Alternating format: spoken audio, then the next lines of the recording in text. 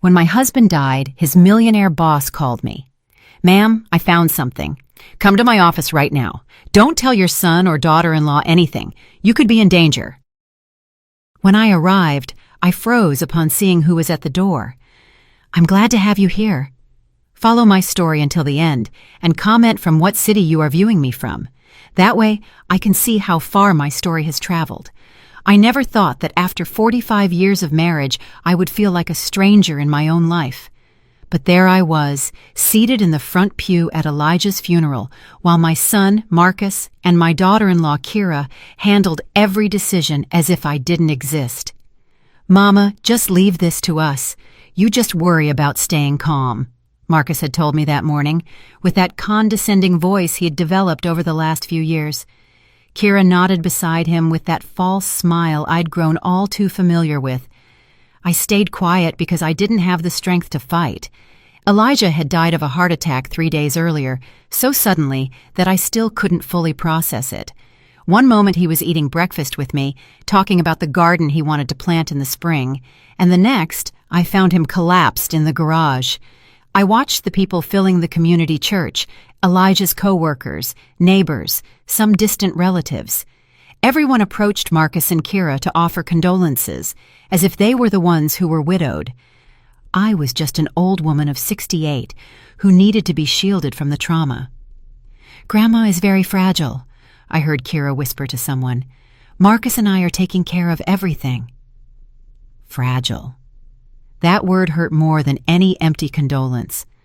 Elijah never saw me as fragile. To him, I was Lena, his partner, his equal. But ever since Marcus married Kira 5 years ago, everything had gradually changed. During the service, I noticed something strange. Marcus seemed more relieved than grief-stricken. Every time someone approached to console him, he responded with a composure that bordered on indifference. Kira, for her part, had tears in her eyes, but something about her expression felt calculated, as if she were putting on a performance. After the burial, at the home Elijah and I had shared for so many years, people gathered for the lunch Kira had organized. I sat in my favorite chair by the window, watching my daughter-in-law run everything as if it were her own house. "Lena, you should go rest," Kira suggested, approaching me with a cup of tea I hadn't asked for. "It's been a very long day for you." "I'm fine right here," I replied, but my voice sounded weaker than I intended. Marcus came over and sat on the sofa across from me. "Mama, Kira and I have been talking. We don't think you should stay in this house alone. It's too big for you, and after what happened with Dad..." My blood ran cold. "What are you talking about?" "Well," Marcus continued, exchanging a look with Kira, "there are some very nice retirement communities where you'd be safer, with people your own age, activities." "I am not going to any nursing home," I said, feeling indignation give me strength I didn't know I had. Kira sat beside me, taking my hand with a softness I found unbearable. "It's not a nursing home, Lena. They are elegant senior living facilities, and we could visit you every weekend." "This is my home," I mumbled, but I already felt my resolve crumbling under their pitying gazes. The conversation was interrupted by the phone ringing. Marcus got up to answer it, and I could hear his voice from the kitchen, though not the exact words. When he returned, his expression had changed. "It was someone from Dad's office," he said, looking annoyed. "They wanted to talk to you about some paperwork." "What paperwork?" I asked. "I don't know. I told him you were indisposed, that they could arrange anything with me." Something in his tone bothered me. "Marcus, your father worked at that company for 30 years. If they want to talk to me about something, I have the right to hear it." "Mama, don't worry about those things. We'll handle all the paperwork and legal affairs." That night, after everyone left and Marcus and Kira finally left me alone, I sat on the bed I had shared with Elijah for so many years. The house was too silent, full of memories that now felt distant. That's when my cell phone rang. The number was unfamiliar. "Mrs. Lena Odom," a man's voice said on the other end of the line. "I'm Theodore Vance, your husband's boss at Sterling and Grant Financial." "Mr. Vance," I replied, recalling the name. Elijah had mentioned his boss several times, always with respect. "Ma'am, I am so sorry for your loss. Elijah was an extraordinary man, and everyone at the office valued him immensely. Thank you, I murmured. There was a pause, and then his voice became more serious. Mrs. Odom, I need to see you urgently. There's something you need to know about the last few months of your husband's life. Something important. My heart started beating faster. What kind of thing? I can't talk over the phone. Can you come to my office tomorrow morning? And ma'am, it is crucial that you don't tell your son or daughter-in-law anything about this conversation. Elijah was very specific about that. The air caught in my lungs. Why? What is going on? Please, Mrs. Odom, come tomorrow at 10 in the morning. Your husband asked me that if anything happened to him, I should make sure to speak with you. But only with you. The line cut off, and I was left sitting in the dark, holding the phone with trembling hands. Elijah had anticipated his death. He had left specific instructions, and for some reason, those instructions included keeping Marcus and Kira out of the loop. For the first time since his death, I felt like my husband was talking to me from somewhere far away, telling me to pay attention, that this was not the time to be fragile. Something was terribly wrong, and I was the only one who could figure it out. The next morning, I woke up with a determination I hadn't felt in months. For the first time since Elijah's death, I had a clear purpose. I dressed carefully, choosing the navy blue suit Elijah always said made me look elegant and strong. Marcus called early, as he had been doing since the funeral. How did you sleep, Mama? Kira and I were thinking maybe you should stay with us for a few days. I'm fine, son, I replied, trying to sound normal. In fact, I have to go out this morning. There was a pause. Go out where? My mind worked quickly. To the pharmacy. I ran out of my blood pressure pills. I can bring you the pills. You don't have to go out, Marcus. I can drive to the drugstore. I am not an invalid. His sigh was audible through the phone. All right, but be careful, and if you need anything, call us immediately. I drove downtown with my hands clenched on the steering wheel. The Sterling and Grant Financial Building was a 20-story glass tower that had always intimidated me a little. Elijah worked on the 15th floor in the internal audit department. The receptionist guided me to the executive floor, where I had never been. Theodore Vance's office was impressive. Floor-to-ceiling windows overlooked the entire city, mahogany furniture, and a sense of power that permeated the air. Theodore Vance was a man of about 55, with perfectly styled gray hair and a suit that probably cost more than my monthly rent. He stood up when I entered, and I saw genuine concern in his eyes. Mrs. Odom, thank you for coming. Please have a seat. I settled into one of the leather chairs in front of his desk, feeling as if I was in uncharted territory. First of all, Theo began, I want you to know that your husband was one of our most valuable employees. In 30 years, we never had a single complaint about his work. Thank you, I murmured, although something in his tone told me this was just the preamble. Theo stood up and walked to a file cabinet behind his desk. He took out a thick folder and placed it in front of me. Mrs. Odom, during the last 6 months of his life, Elijah came to see me several times with very specific concerns. He opened the folder, revealing pages and pages of documents, handwritten notes in Elijah's familiar script, and what looked like photographs of other documents. Concerns about what? Theo looked me straight in the eyes. About his family. I felt like the floor had moved beneath my feet. My family? Elijah believed that his son and daughter-in-law were trying to manipulate him into making significant changes to his will and his bank accounts. The words didn't make immediate sense. That is impossible. Marcus would never— Mrs. Odom, he interrupted gently, did you know that in the last 8 months, Elijah received multiple visits from your son and daughter-in-law, often when you were not home? They repeatedly suggested to him that it would be better for you if he organized things so that if something happened to him, Marcus would have immediate legal power over all financial and medical decisions related to you. I shook my head, but something cold settled in my stomach. That can't be true, I whispered. Theo opened one of the pages and turned it toward me. It was a photocopy of a partially completed legal document. I recognized Elijah's signature at the bottom, but it was crossed out. Elijah brought this to me 3 months ago. He said Marcus had pressured him to sign it, telling him it was best for the family and that it would protect you from having to make difficult decisions if he were gone. I read the first lines of the document. It was a transfer of power of attorney that would have given Marcus total control over all our finances and medical decisions related to me if Elijah died or became incapacitated. But he didn't sign it, I observed. No, and that's what started to worry Elijah. As he told me, when he refused to sign it, Marcus became very upset. He told him he was being selfish, that he wasn't thinking about what would be best for you. My mind began to make connections I didn't want to make. I remembered Marcus and Kira's visits over the last year, how they always seemed to be whispering about something when I entered the room. "There's more," Theo continued, turning to another page. "Elijah also told me that Kira had begun suggesting you were showing signs of confusion, of memory loss." "What?"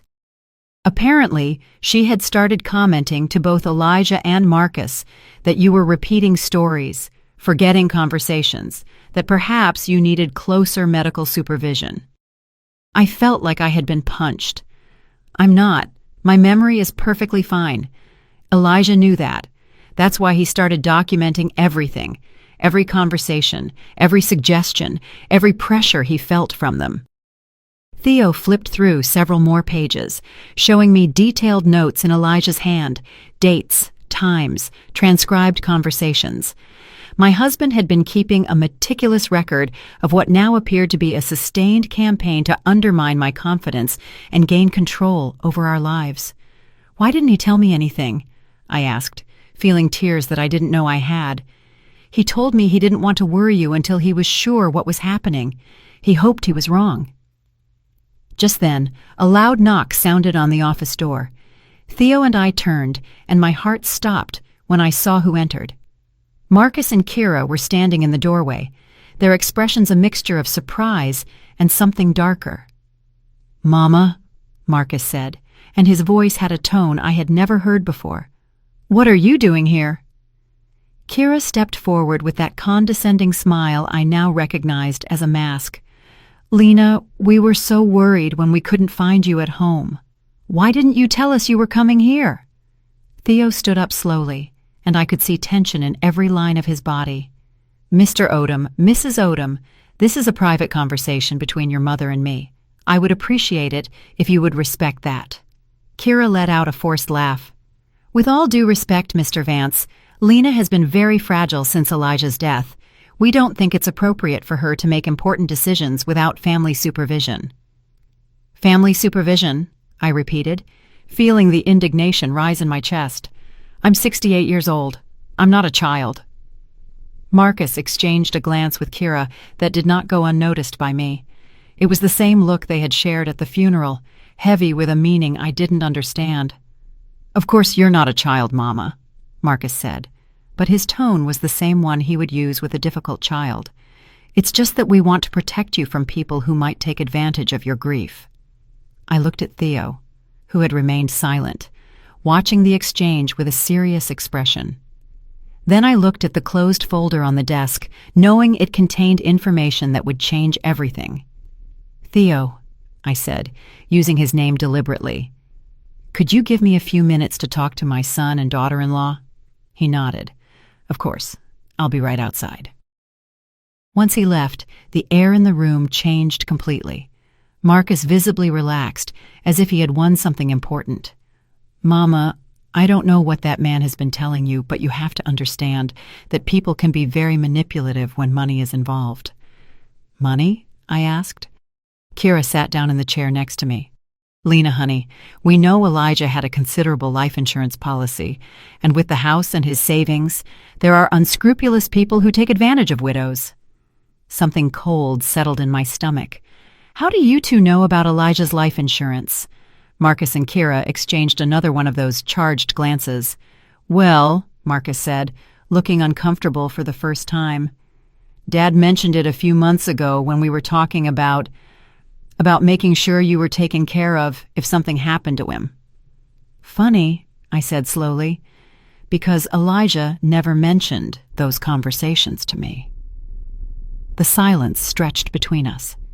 That's when I heard a sound that brought my world to a complete halt. A cough I would recognize anywhere in the world. The three of us turned toward the door of the private bathroom connected to Theo's office. The door slowly opened, and a figure emerged that made my heart stop and then start pounding so hard I thought it would jump out of my chest. Elijah, my husband, the man I had buried 4 days ago, was standing there, alive, breathing, looking at me with a mixture of love and apology in his eyes. "Hello, Lena," he said softly. I think I screamed. I'm not sure. What I do remember is that the world started spinning around me, and if Elijah hadn't rushed toward me, I would have fallen out of the chair. "What? How?" I mumbled, touching his face with trembling hands to make sure it was real. Behind us, I heard Kira let out a gasp, and Marcus murmur a word I prefer not to repeat. Elijah held me carefully, his familiar hands steadying me as they had for 45 years.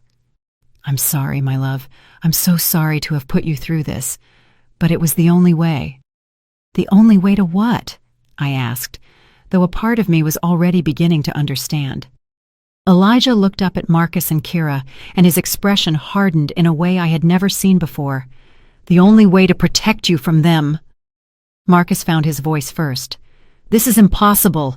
You're dead. We saw you. There was a funeral. There's a death certificate." Elijah straightened up, but kept a protective arm around me. "There was a falsified death certificate, with the help of a very discreet doctor and a funeral director who owed a few favors. Theo helped me set up everything." "But why?" I whispered. Elijah looked at me tenderly before addressing Marcus and Kira again. "Because I found out what you were planning." Kira turned pale. "I don't know what you're talking about." "No?" Elijah said, walking toward the desk and opening the folder Theo had closed. "Then you don't recognize this?" He pulled out a series of documents and placed them on the desk. Even from where I was sitting, I could see they were copies of emails, text messages, and what appeared to be transcribed recordings. "Mama is starting to show signs of dementia. I think you should consider the possibility of her needing full-time care soon. If Dad signs the documents I prepared for him, we can make sure she has the best possible care when the time comes." Elijah read aloud from the document. My son had gone completely white. Elijah continued reading. Kira agreed, and the sooner the better. The house alone is worth almost $500,000, and that's not counting his retirement savings. I sat down heavily, feeling like I had received a physical blow. They had been planning to declare me incompetent. They had been calculating the value of our house, of our savings. "This is taken out of context," Marcus said desperately. "We were worried about Mama. We just wanted to make sure." "Make sure of what?" Elijah interrupted. "That you could control her life, that you could declare her incompetent and put her in an institution while you sold the house and spent our savings?" Kira stood up abruptly. "This is ridiculous, Elijah. Faking your own death is a crime. There are fake certificates, fraudulent documents." "You're right," Elijah said calmly. "I am willing to face the consequences, but first, I wanted Lena to know the truth about what you two have been planning." He walked up to me and took my hands. "My love, for the last 8 months, they have been visiting me regularly when you are not here. At first, I thought it was because they worried about us, but I gradually realized that every conversation was designed to convince me that you were losing mental capacity, that you needed supervision, that it would be selfish of me not to make legal arrangements to protect you." I looked at Marcus, my son, the baby I had carried in my arms, whom I had comforted during nightmares, whom I had loved unconditionally for 35 years. "Is that true?" I asked him. For a moment, I saw something in his eyes that might have been shame, but then it hardened. "Mama, you don't understand the financial pressures we face. Kira and I have debts. Obligations. So it was true, I murmured. Elijah squeezed my hands. When I realized what was happening, I hired a private investigator. We discovered that Marcus has gambling debts of over $150,000, and Kira has been using credit cards in your name without your knowledge. The world wobbled around me once more. Credit cards in my name? 3 different cards, Elijah said softly, with a total debt of over $10,000. Kira finally exploded. This is enough, Elijah. I don't know what kind of sick game you're playing, but this ends now. Lena, let's go. Clearly your husband has lost his mind. But I didn't move. For the first time in months, maybe years, everything made sense. The constant visits, the exaggerated concern for my well-being, the suggestions about my memory, the rush to make me make decisions about my future immediately after the funeral. They hadn't been taking care of me. They had been preparing me to be sacrificed. I am not going anywhere, I finally said. My voice was stronger than it had sounded in a long time. But I think you two should leave. The expression on Marcus's face changed to something I had never seen before. He was no longer my worried son. He was a stranger who had just lost something he had been counting as his. Elijah helped me sit on the office sofa while Theo returned with a bottle of water and a grave expression. Marcus and Kira remained standing near the door, like cornered animals deciding whether to flee or attack. "Lena," Elijah said softly, kneeling in front of me, "there's more you need to know."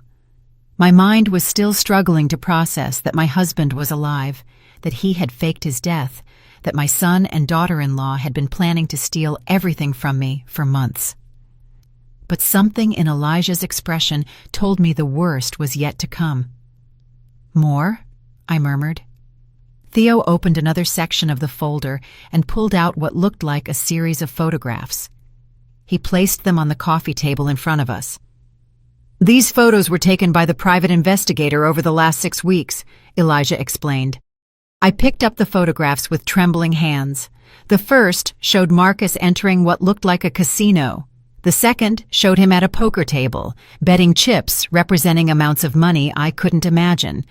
The third showed Kira in an expensive jewelry store trying on a necklace that cost more than our mortgage payment.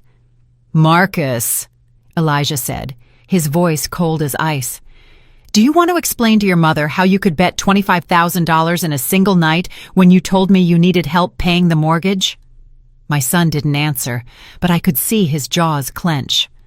Elijah continued. "Or maybe Kira can explain how she could buy a $4,000 necklace last week when you are supposedly struggling to make ends meet." Kira finally spoke, her voice now stripped of all the false sweetness she had been using with me. "Elijah, you don't know what you're talking about. That necklace was an imitation." "An imitation of Tiffany and Amos?" Theo asked, pulling a receipt from the folder. "Because we have the receipt here, paid with a credit card in the name of Lena Odom." I felt like I had been slapped. "You used my name to buy jewelry?" "Lena," Kira said, and for the first time her mask completely cracked. "You don't understand. Marcus and I are under so much pressure. His debts, our expenses. We just needed a little temporary help." "Temporary?" I repeated. "How long have you been stealing from me?" Elijah pulled out another document. "According to our investigator, the fraudulent transaction started 1.5 years ago. You used her information to open 3 credit cards. You have made unauthorized withdrawals from her savings account totaling over $1,000, and you have been intercepting her bank correspondence so she wouldn't notice." "Intercepting my correspondence? Do you remember when Kira offered to help you with the mail a few months ago?" Elijah asked. "When she said it would be easier if she handled organizing all your important accounts and documents." The memory hit me like lightning. Kira had been so sweet, so helpful. "Lena, honey, I know these financial things can be confusing. Why don't you let me handle organizing everything for you? Elijah has so much work and you already have enough worries." "But that's not the worst of it," Elijah continued, his expression growing even gloomier. "What could be worse than this?" I asked. Elijah looked at Marcus straight in the eyes. "Tell your mother about the plan for the assisted living." Marcus went completely pale. I don't know what you're talking about. No? Theo said, pulling a small voice recorder from his desk. Because we have this. He pressed the playback button, and Marcus's voice filled the office. It was a phone conversation, likely recorded without his knowledge. Kira, we need to speed up the timeline. Dad is starting to ask questions, and Mama isn't acting as confused as we hoped. Kira's voice responded from the recorder. I already spoke to the director at the Magnolia Place. Did you say you have the medical documents we need? The fake documents are ready. Once Mama is institutionalized, we can sell the house immediately. The market is good right now. I felt like I was falling off a cliff. Fake medical documents. The recording continued. And what if Elijah objects? Kira asked. Elijah isn't going to be a problem for much longer, Marcus replied, and something in his tone made my blood run cold. Elijah paused the recording and looked at me with eyes full of pain. That conversation was recorded 3 weeks ago, Lena. 3 weeks before my death. The silence in the office was deafening. I looked at Marcus, trying to find some explanation, some way that this wasn't what it seemed. Elijah wasn't going to be a problem for much longer, I repeated slowly. What does that mean, Marcus? My son finally spoke, but his voice was that of a stranger. Mama, you're misinterpreting everything. We were just worried about Dad. His blood pressure had been high. He had been very stressed. Are you saying you were just waiting for me to die naturally? Elijah asked, standing up. Kira stepped forward, all pretense abandoned. Elijah, don't be dramatic. We were just being realistic about the future. Lena is going to need care eventually, and it's better to plan ahead. Plan ahead, I repeated, or speed up the process. Theo pulled another document from the folder. Lena, this may be the hardest thing to hear. It was a medical report. I read the first lines with growing horror. Patient shows clear signs of early dementia.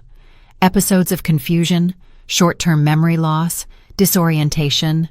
Evaluation for full-time care recommended.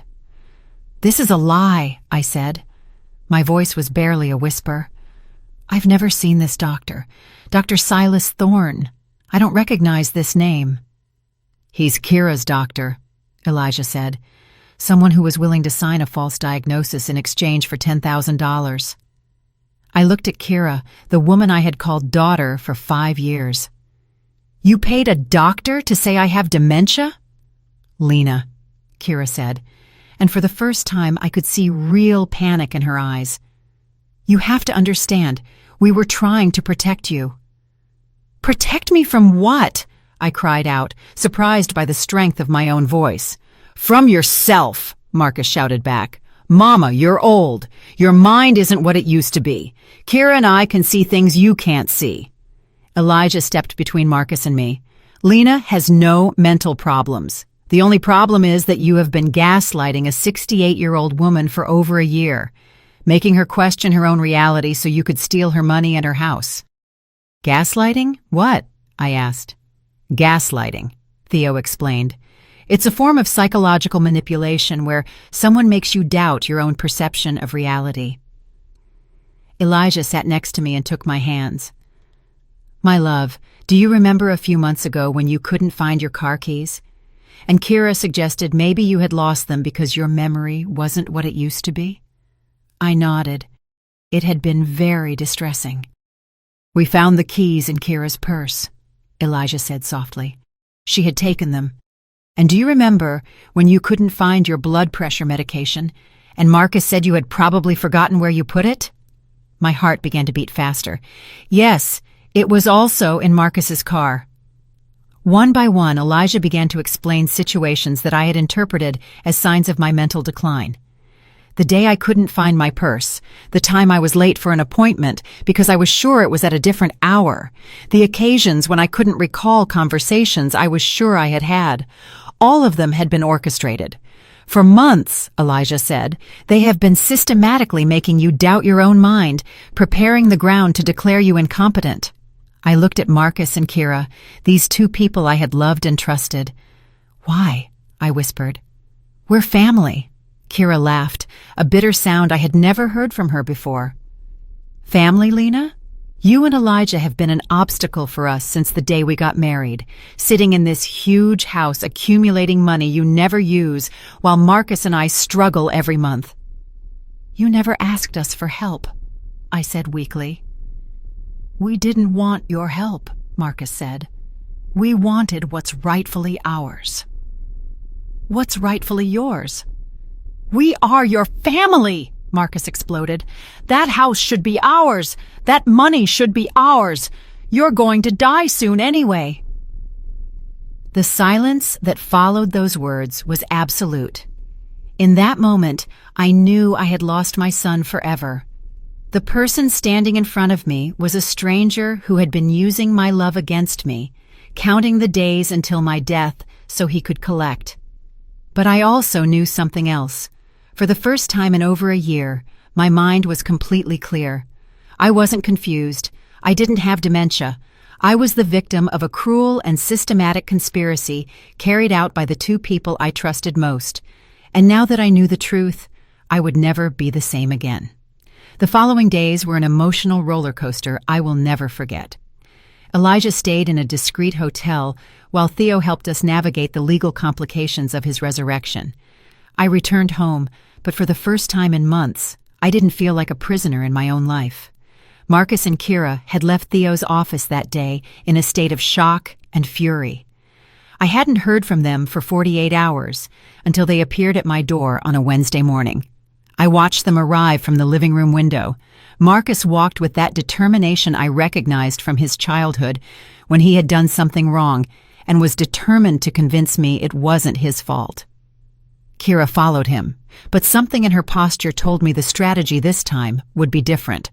I opened the door before they could ring the doorbell. "Hello, Mama," Marcus said, and his voice had that carefully controlled quality he used when trying to manage a difficult situation. "Marcus, Kira?" My voice sounded colder than I intended, but I didn't try to soften it. "Can we come in?" Kira asked. "We need to talk." I let them in, but I didn't invite them to sit down. We stood in the living room that had witnessed so many happy family gatherings and now felt like a battlefield.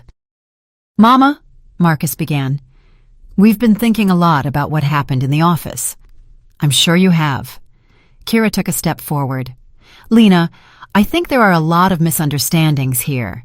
Yes, Marcus and I have been concerned about your well-being, but everything we did was with the best intentions." "The best intentions," I repeated. "Like using my name to open credit cards?" "Those cards were for emergencies," Marcus said quickly. "Expenses that might arise related to your care, like a $4,000 necklace." Kira sighed. "Okay, I made a mistake, but Lena, you have to understand the pressure we've been under. Marcus's debts, our expenses." "Your debts are not my responsibility," I said, surprised by how easy it was to say those words. Marcus changed tactics. "Mama, Dad is manipulating you. Doesn't it seem strange that he would fake his own death? What kind of man does that?" "The kind of man who is trying to protect his wife from a son who is planning to steal everything from her." "We weren't stealing," Marcus exploded. "That house, that money, it was eventually going to be ours anyway. We were just trying to speed up the process because we needed help." The brutal honesty of that statement left me speechless for a moment. "Marcus," I finally said, "you are telling me that you have been waiting for Elijah and me to die so you could have our money." "That's not how it sounds," Kira intervened desperately. "All families plan for the future. Families do not plan to declare their parents incompetent with false medical diagnoses." Kira turned pale. That was just a precaution in case you truly needed care in the future. A precaution you paid for with $10,000. Marcus ran his hands through his hair, a sign he was losing patience. "Mama, listen to yourself. You've become paranoid. Dad is filling your head with crazy ideas." "Crazy ideas," I repeated, like the idea that I deserve to live in my own home without anyone trying to declare me crazy. No one is trying to declare you crazy, Marcus yelled. I walked to the phone and dialed a number I had memorized. What are you doing? Kira asked. Calling Elijah, I replied. I think he should be here for this conversation. Mama, no, Marcus said, but it was already too late. Elijah arrived 20 minutes later. He had been expecting my call, probably knowing this moment would come. When he walked in, the tension in the room immediately intensified. Marcus, Kira, he greeted them in a neutral voice. Dad, Marcus said, we need to resolve this as a family. Elijah sat next to me on the sofa, automatically taking my hand. I'm listening. Kira sat in the chair opposite us, assuming her most vulnerable posture. Elijah, I know what we did looks bad, but you have to understand that we were desperate. Explain the desperation, Elijah said. Marcus began to speak quickly, the words rushing out as if he had been rehearsing this speech.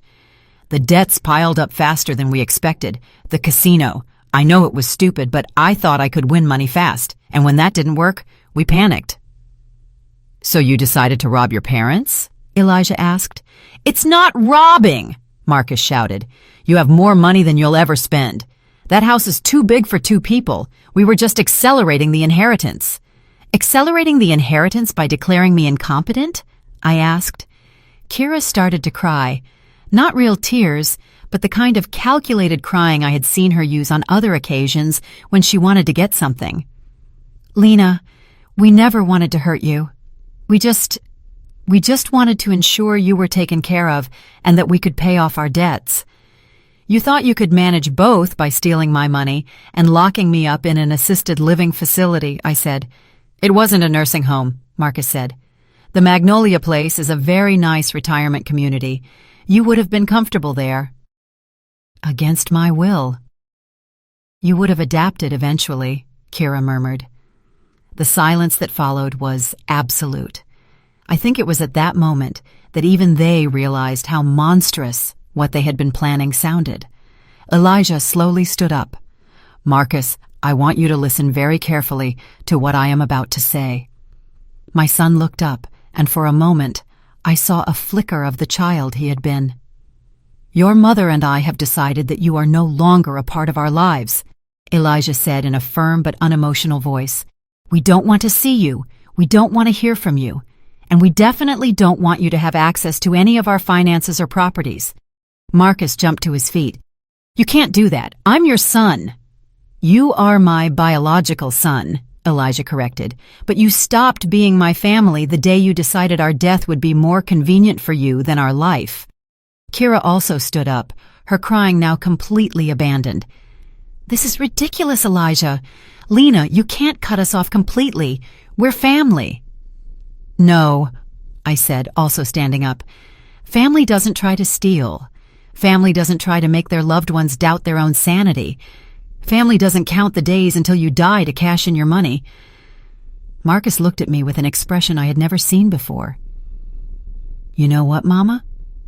Maybe you're right. Maybe this is better for everyone.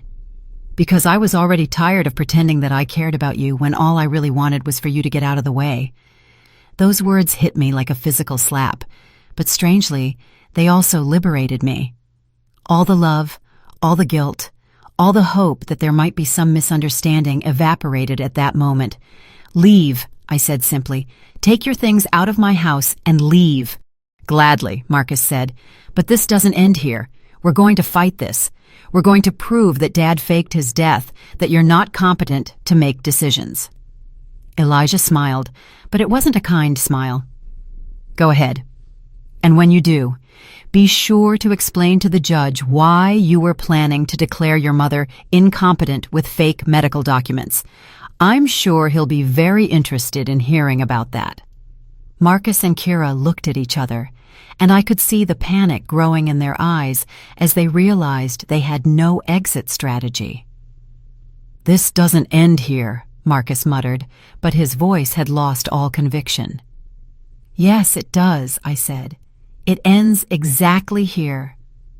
I watched them leave, knowing it would probably be the last time I would see my son. I should have felt sadness, but all I felt was a deep, clean relief. For the first time in over a year, I was free.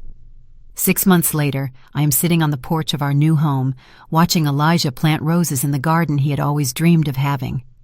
We moved to a small town called Redwood Springs, 3 hours away, where no one knows our story and where we can simply be Elijah and Lena, a retired couple enjoying their golden years. The transition was not easy. There were moments, especially during the first few weeks, when I woke up in the pre-dawn hours wondering if we had done the right thing. Cutting off Marcus completely felt like amputating a part of my body, no matter how infected it was. But Elijah constantly reminded me why we had made that decision. "My love," he would say when he found me crying at night, "you cannot save someone who is willing to destroy you." Theo had helped us manage the legal complications. Falsifying the death certificate resulted in some fines and community service for Elijah, but when the evidence of Marcus and Kira's conspiracy was presented, the judge was surprisingly sympathetic. "I've seen many cases of elder financial abuse," he had told us during the hearing, "but rarely one as systematic and cruel as this." Marcus and Kira tried to follow through on their threat to fight legally, but their case quickly fell apart when the district attorney decided to investigate the fraudulent credit cards and the false medical documents. In the end, they were the ones who faced criminal charges, not us. The last I heard of them, Marcus was serving 18 months of probation for financial fraud. Kira had lost her nursing license. They had divorced 6 weeks after everything came to light, each blaming the other for dragging them into such a desperate situation. I feel no satisfaction in their downfall. I only feel a strange sense of closure, like when you finish reading a book that had been disturbing you and you can finally put it aside. We sold the big house where we had raised Marcus. It was too full of complicated memories, and frankly, they were right about one thing. It was too big for 2 people.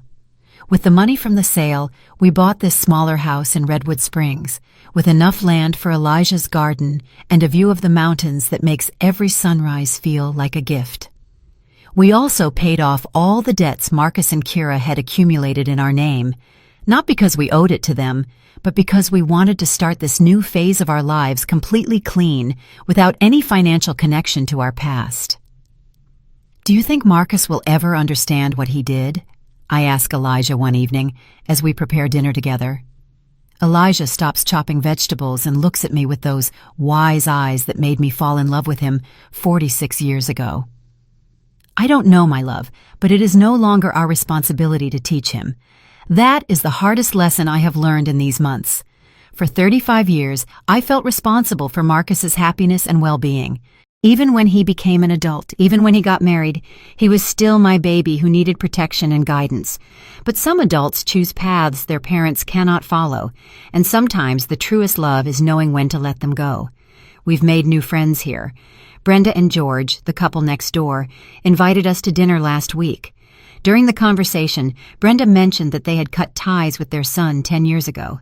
"He was an addict," she explained simply, "and every time we tried to help him, he dragged us into his chaos. In the end, we had to choose to save our marriage and our sanity or continue to be victims of his destruction." "Was it difficult?" I asked. George took Brenda's hand. "It was the hardest decision of our lives, but it was also the one that saved us." I hadn't realized until that moment how much I needed to hear that we weren't the only parents who had had to make such an extreme decision. This morning, Elijah brought me coffee in bed, a routine we've developed in our new life. As I took my first sip, I noticed he had left a letter on the nightstand. "What is this?" I asked. "It arrived yesterday. It's from Marcus." My heart stopped for a moment. "Did you read it?" "It's for you." I held the letter for several minutes before opening it. The handwriting was the same I had seen on thousands of Mother's Day cards, but the words were those of a stranger. "Mama," it began. "I know you probably don't want to hear from me, but I need to tell you something. Kira and I divorced. She blamed everything that happened on my gambling debts, but I know the truth is more complicated than that." He went on to explain that he was in therapy, trying to understand how he had reached the point of conspiring against his own parents. The therapist says I have entitlement issues, that I've always felt I deserved things without working for them. It came to the point near the end. I'm not asking for forgiveness because I know I don't deserve it. I just wanted you to know that I understand what I did, and I understand why you had to walk away from me. If you ever want to give me another chance, I'll be working to be the person I should have been all along. When I finished reading, I handed the letter to Elijah. What do you think? I think he sounds like someone who is trying to change, I said honestly. But I also think words are easy. Elijah nodded. And what do you want to do? Nothing, I said, surprising myself with the certainty of my answer. I want to continue living our life, and if one day he proves with real actions that he has changed, maybe we can reconsider. And if he never does? I looked out the window at the garden, where the roses Elijah had planted were beginning to bloom. Then we will live a beautiful life without him. That afternoon, while Elijah worked in the garden, I decided to write my own letter, not to Marcus, but to myself, a kind of declaration of independence from the guilt I had been carrying. Dear 68-year-old Lena, I wrote, forgive yourself for loving so much that it almost cost you everything. Forgive yourself for trusting so much that it almost cost you your sanity.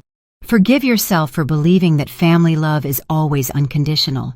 But also, celebrate your strength. Celebrate that when you finally saw the truth, you had the courage to act on it. Celebrate that you chose your own life over everyone else's comfort. That night, as Elijah and I prepared for sleep in our new bedroom with a view of the mountains, he asked me, do you regret anything? Cutting him off completely? No, I replied without hesitation. Not seeing the signs sooner, sometimes. And me faking my death? I smiled. It was dramatic, but effective. Elijah laughed. Definitely effective. We were silent for a moment, listening to the sounds of the night in our new home. You know what the strangest thing is? I said finally. What? I feel younger now than I did when I was 50, as if I had been carrying a weight I didn't even know was there. Elijah took my hand in the darkness. That's what happens when you stop living for other people and start living for yourself. This morning, I received a call from Brenda, our new neighbor. Lena, she said, a group of us are going to the farmer's market on Saturday, and then we thought we'd grab lunch at that new French cafe. Would you like to come? I'd love to, I replied without hesitation. A year ago, I would have had to consult with Marcus and Kira, make sure they didn't need anything, consider if it was appropriate for a woman my age to go out with friends. Now, I simply say yes to the things that make me happy. As I write these lines, sitting on my porch with a cup of tea and the sound of Elijah whistling as he waters his roses, I realize that this is the first time in decades that I feel completely free. Free from guilt, free from expectations, free from the need to justify my decisions to people who never had my best interests at heart. Marcus was right about one thing. Elijah and I probably won't live many more years, but the years we have left will be ours, lived on our terms, surrounded by people who love us unconditionally and without hidden agendas. And I discovered that is worth more than any toxic family tie I may have lost in the process. Sometimes the greatest freedom comes from having the courage to walk into the unknown, leaving behind even those you loved most when the love had become indistinguishable from the harm. Tonight, I will sleep soundly for the first time in 2 years, knowing that tomorrow I will wake up to a life that is completely mine. Did you like my story? If you listened till the end, drop a number 1 in the comments. If you enjoyed it, you can support me by liking the video and sending a small tip. I've got lots of other life stories like this on my channel, so make sure to subscribe and check them out. I've added 2 new stories on screen that everyone loves. Thanks for being here. See you in the next one, with love.